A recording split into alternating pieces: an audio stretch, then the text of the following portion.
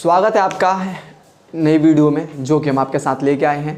11th class के political का जो सेकंड चैप्टर है भारतीय संविधान में अधिकार, उसका जो है सेकंड जो चैप्टर है ना, इसमें कुछ क्वेश्चंस जो हैं, जैसे कि पहले वाली वीडियो में मैं आपके साथ डिस्कस किया फर्स्ट चैप्टर के इंपॉर्टेंट क्वेश्चन, इसमें जो है सेकंड चैप्टर के जो इंपॉर्टेंट क्वेश्चन है इसको सेम आप प्रिपेयर कर लेते हैं तो एग्जाम के पॉइंट ऑफ व्यू से बहुत इंपॉर्टेंट है। ठीक है, देखिए हम अपनी कोशिश जो है हम अपनी तरफ से जारी रखें, जितना हम आपके लिए बेहतर कर सकते हैं, अच्छा कर सकते हैं, वो लगातार हम आप लोगों के लिए कर रहे हैं। बट कहीं ना कहीं आप लोगों का भी सपोर्ट हमें चाहिए होता है, तो आप अपना सपोर्ट कैसे दिखा सकते हैं? आप चैनल को सब्सक्राइब कीजिए, लाइक कीजिए, वीडियो को ढेर सारा प्यार दीजिए, जिससे कि हमें भी क्या हो, उत्सुक हो, हम भी उत्साहित हों और लगातार काम करने के लिए एक मोटिवेशन मिलता रहे हमें। ठीक, तो देखिए इस पूरे के पूरे वीडियो में मैं आपके साथ डिस्कस करूंगा जो चैप्टर सेकेंड है उसके इंपॉर्टेंट क्वेश्चन, जिसमें अगर आप प्रैक्टिस कर लेते हैं, ठीक है, उसको आप अच्छे से प्रिपेयर कर लेते हैं, तो आपके जो सेकंड चैप्टर से कोई भी क्वेश्चन उठ के आ जाए ना, मैं लिख के दे रहा हूँ, डेफिनेटली आप नहीं छोड़ के आएंगे। ठीक है, बखूबी उसको अच्छे तरीके से एक्सप्लेन करके लिख के आएंगे। ठीक है, और हाँ एक चीज़ और, मैं आपके लिए पर्टिकुलर एक ऐसी भी वीडियो लेके आने वाला हूँ आपके सामने, जिसमें मैं ये बताऊंगा कि एग्जाम को अटेम्प्ट कैसे करना है। ठीक है, इससे पहले भी मैं आपके साथ वीडियो शेयर कर चुका हूँ जिसमें ये बताया हूँ कि एग्जाम में मार्क्सिंग, यानी कि एग्जाम में मार्क्स आपको किस तरीके से दिए जाते हैं, आपकी स्ट्रेटेजी क्या हो। ठीक है, नेक्स्ट वीडियो जो आपको लेके आऊंगा आपके लिए मैं वो लेके आऊंगा कि एग्जाम को आपको लिखना है कैसे, पैटर्न कैसे लिखना है। ठीक है, तो अभी हम अपने टॉपिक पे कम बैक करते हैं। हमारा जो टॉपिक है अभी का वो है कुछ क्वेश्चंस का, जिसको मैं आपके साथ शेयर कर रहा हूँ। ठीक है, ये कुछ सालों का क्या, हाँ लगभग 4-5 सालों का तजुर्बा है जो मैं आपके साथ शेयर कर रहा हूँ, जिसमें कुछ क्वेश्चंस को बताया हूँ अनुभव के तौर पे कि ये आने के चांसेस होते हैं पेपर में, और उम्मीद करता हूँ कि हाँ आप लोग भी इस पे इसी तरीके से प्रैक्टिस करेंगे जो मैं आपसे उम्मीद लगा के बैठा हूँ, और अच्छा मार्क्स गेन करेंगे। ठीक है, तो मैं आपके साथ शेयर करता हूँ। देखिए अधिकार से आप क्या समझते हैं? ठीक है, चैप्टर के ऊपर ही क्वेश्चन है, अधिकार से आप क्या समझते हैं, जो शॉर्ट क्वेश्चन में पूछ देता है कि अधिकार क्या है, या अधिकार से क्या तात्पर्य है, या फिर अधिकार से आप क्या समझते हैं। ठीक है, दूसरा जो क्वेश्चन है,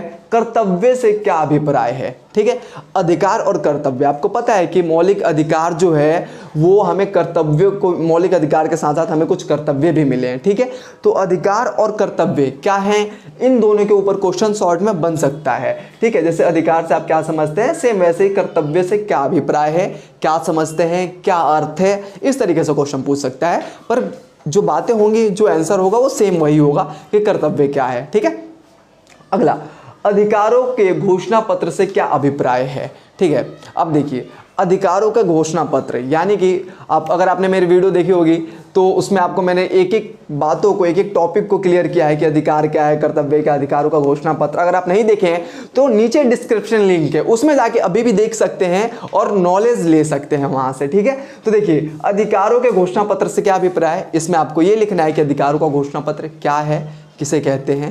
ठीक है, ज्यादा देखिए नंबर के अकॉर्डिंग आप क्वेश्चन अटेम्प्ट कीजिएगा। ठीक है, अगर ये क्वेश्चन अगर आपका 2 नंबर में आता है तो 2 नंबर के अकॉर्डिंग ही आप इसका आंसर लिखिएगा। ठीक है, क्योंकि वर्ड लिमिट दी गई होती है। ठीक है, अगला है निवारक नजरबंदी किसे कहते हैं। निवारक नजरबंदी आपने वो सुना होगा ना कि हाँ बिना किसी मुकदमे के आधार पर उसको एक शक के आधार पर उठा के जेल में डाल दिया जाता है, तो वही ये क्वेश्चन है निवारक नजरबंदी। अगर आपने नाम ना सुना हो तो मैं आपको बता दिया। ठीक है, रिट या आदेश किसे कहते हैं तथा न्यायालय द्वारा कौन कौन से रिट जारी किए जाते हैं। देखिए अभी लॉन्ग क्वेश्चन है, ठीक है, यानी कि ज्यादा नंबरों में आने के चांस होते हैं। ठीक, जिसमें ये पूछ देता है 2 क्वेश्चन एक साथ पूछा है। सबसे पहले क्या पूछा है, रिट या आदेश किसे कहते हैं।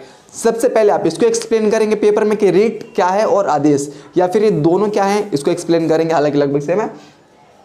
तथा न्यायालय द्वारा कौन कौन से रिट जारी किए जाते हैं। ठीक है, अब उसके बाद आपको दूसरा इसी में एक क्वेश्चन ऐड कर दिया गया है कि भाई कौन कौन सा रिट है जो न्यायालय जारी करता है। ठीक है, तो उसको आप और एक्सप्लेन करेंगे एक ही क्वेश्चन में।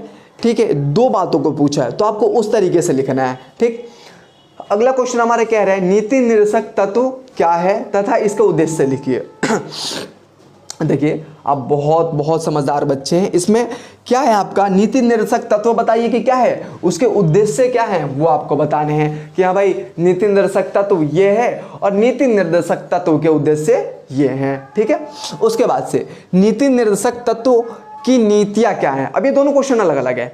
ठीक है, उद्देश्य और नीतियां दोनों अलग है, तो आप दोनों को एक ही अलग अलग जब अगर ये क्वेश्चन पूछे तो उसमें एक ही चीज मत लिख के आ जाइएगा, वरना वो रॉन्ग होगा।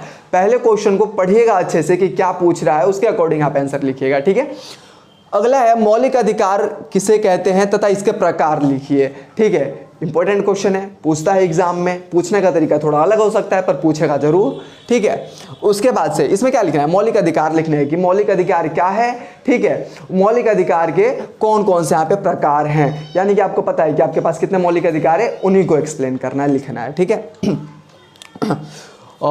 मौलिक अधिकार और नीति निर्देशक तत्वों में अंतर, देखिए मैं आपको बताऊं, मोस्ट इंपॉर्टेंट क्वेश्चन है ये, पूछता है आप लोगों से पेपर में ये क्वेश्चन, ठीक है, कि भाई मौलिक अधिकार और नीति निर्देशक तत्वों में क्या अंतर है, उसको डिफाइन करो, उसको एक्सप्लेन करो आप, ठीक है। तो इस चीज़ को भी आप प्रिपेयर कर लीजिएगा अच्छे से, ठीक है। और अगर आपको नहीं पता है कि इसका आंसर कहाँ मिले, तो हमारी वीडियो में जो डिस्क्रिप्शन में लिंक दिया गया है वहाँ जा करके आप देख सकते हैं, वहाँ से भी याद कर सकते हैं, ठीक है। बहुत हेल्प मिलेगा आपको वहाँ से। मौलिक अधिकारों के महत्व का वर्णन कीजिए, ये भी एक बहुत अच्छा और बहुत ही महत्वपूर्ण क्वेश्चन है, जिसमें कि मौलिक अधिकार के महत्व को बताना है कि मौलिक अधिकार का हमारे जीवन में क्या महत्व है, ठीक है। तो ये कुछ क्वेश्चंस थे, मोस्ट इंपॉर्टेंट क्वेश्चंस थे, जो एग्जाम में आपके बनते ही बनते हैं। पूछने का, मैंने आपको क्या बोला, पूछने का तरीका थोड़ा सा अलग हो सकता है, पर घबराइएगा मत वहां पे, ठीक है। परेशान नहीं होना है आपको, धैर्य बना के रखना है, शांति से क्वेश्चन को एक बार में समझ नहीं आ रहा 2 बार में पढ़िए, 3 बार पढ़िए, पर अच्छे से समझ करके उसको लिख के आइए। क्योंकि कई बार ये होता है ना कि जल्दबाजी के चक्कर में जिन क्वेश्चंस का आंसर हमें पता होता है, हम उन क्वेश्चन के आंसर को भी गलत या फिर छोड़ करके आ जाते हैं, है ना, गलत लिख देते हैं या फिर छोड़ देते हैं। तो सबसे पहली बात तो पेपर में आपको डरना नहीं है, परेशान नहीं होना है, अच्छे से क्वेश्चन को पढ़ना है और वो पूछ क्या रहा है उसके हिसाब से ही आपको आंसर लिख के आना है, ठीक है। तो इन क्वेश्चंस को मैं साइड हो जाता हूं, आप जरा इसको नोट कर लीजिए या फिर इसका स्क्रीनशॉट ले लीजिए। देखिए इसको स्किप मत कीजिएगा, क्योंकि अगर स्किप करेंगे तो ये फिर आपका पूरा 11th क्लास स्किप करवा देगा, है ना। आप दोबारा से, आपको भगवान न करे ऐसा हो, मैं नहीं चाहता मेरे किसी भी विद्यार्थी के साथ ऐसा हो, क्योंकि सब समझदार है, अच्छे हैं, ठीक है, बहुत ही आगे जाने वाले हैं, भविष्य बहुत इनका उजागर है। तो स्किप नहीं करना, स्किप करोगे तो फिर ये स्किप हो जाओगे, ठीक है। तो आपको अच्छे से पढ़ना है, इसको नोट डाउन करना है और एक एक क्वेश्चन को आप नोट डाउन करके उसके आंसर्स पे प्रैक्टिस कीजिए। इससे क्या होगा कि एग्जाम में बहुत मदद मिलेगी आपको, मदद मतलब बहुत मदद, ठीक है। तो एक और उम्मीद मैं आपसे लगा सकता हूं, क्योंकि आप मेरे प्रिय विद्यार्थी के साथ साथ एक सही और मार्गदर्शकता के तौर पे मैं आपके साथ काम कर रहा हूं, तो ये जाहिर सी बात है, ये तो उम्मीद लगा ही सकता हूं कि आप जाएंगे तो जाते जाते वीडियो को सब्सक्राइब करके जरूर जाइएगा, ठीक है। वीडियो को लाइक जरूर कीजिएगा। Thank you.